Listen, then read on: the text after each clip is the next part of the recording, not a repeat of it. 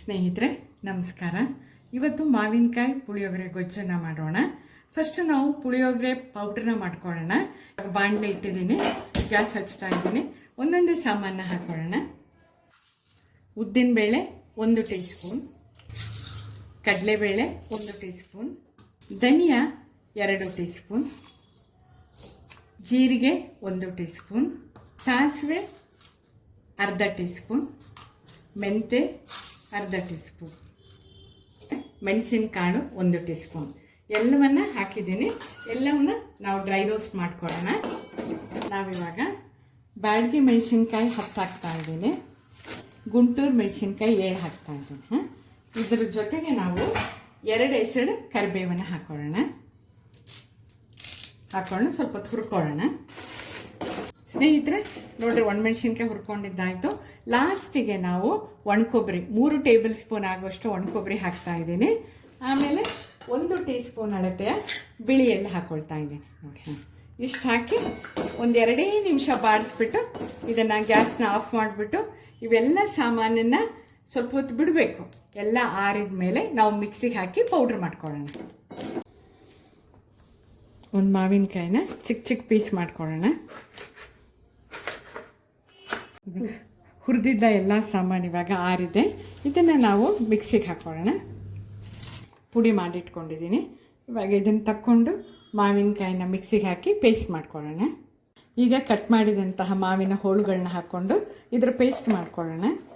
ಸ್ನೇಹಿತರೆ, ಈ ಥರ ನುಣ್ಣಗೆ ಪೇಸ್ಟ್ ಮಾಡ್ಕೊಳ್ಳೋಣ.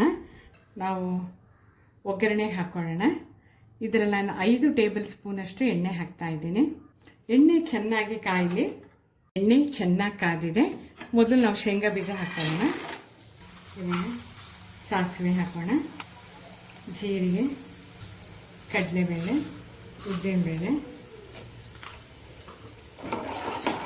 3 ಬ್ಯಾಡಗಿ ಮೆಣಸಿನ್ಕಾಯಿ, 2 ಎಸಳು ಕರಿಬೇವು ಹಾಕೋಣ.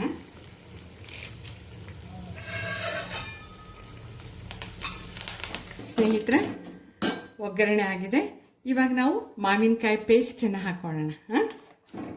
ಹಾಕ್ಕೊಂಡು ಎಣ್ಣೆಯಲ್ಲಿ 2 ನಿಮಿಷಗಳ ಕಾಲ ಇದನ್ನು ಬಾಡಿಸ್ಕೊಳ್ಳೋಣ. ಇದಕ್ಕೆ ಅರ್ಧ ಟೀ ಸ್ಪೂನ್ ಅರಿಶಿನ ಹಾಕೊಳ್ಳೋಣ. ಸ್ನೇಹಿತರೆ, 2 ನಿಮಿಷ ಆದಮೇಲೆ ಈಗ ನಾವು ಎಲ್ಲ ಮಸಾಲೆ ಹುರಿದಿಟ್ಕೊಂಡು ಪೌಡ್ರ್ ಮಾಡ್ಕೊಂಡಿದ್ದೀವಲ್ವ, ಇದನ್ನು ಹಾಕೋಣ. ಪುಳಿಯೋಗರೆ ಪೌಡ್ರನ್ನು ಹಾಕಿಬಿಟ್ಟು ಇದಕ್ಕೆ 2 ಟೇಬಲ್ ಸ್ಪೂನ್ ಬೆಲ್ಲ ಹಾಕ್ತಾಯಿದ್ದೀನಿ. ಆಮೇಲೆ ಉಪ್ಪು 1.5 ಟೀ ಸ್ಪೂನ್ ಉಪ್ಪು ಹಾಕ್ತಾಯಿದ್ದೀನಿ. ಇದನ್ನು ಎಲ್ಲವನ್ನೂ 2 ನಿಮಿಷಗಳ ಕಾಲ ಇದನ್ನು ಮಿಕ್ಸ್ ಮಾಡಿಕೊಂಡು ಬಿಡೋಣ.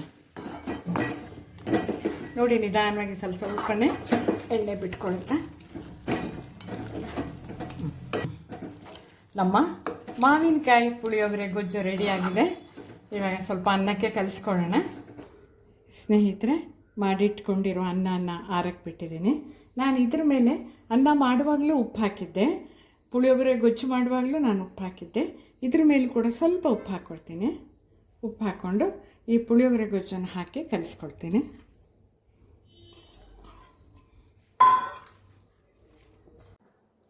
ಸ್ನೇಹಿತರೆ, ರುಚಿಕರವಾದಂತಹ ಕಲರ್ಫುಲ್ ಆದಂತಹ ಮಾವಿನಕಾಯಿ ಪುಳಿಯೋಗರೆ ರೆಡಿಯಾಗಿದೆ.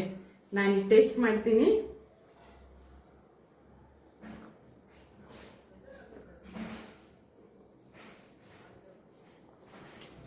ಆಹಾ, ಎಂಥ ರುಚಿ!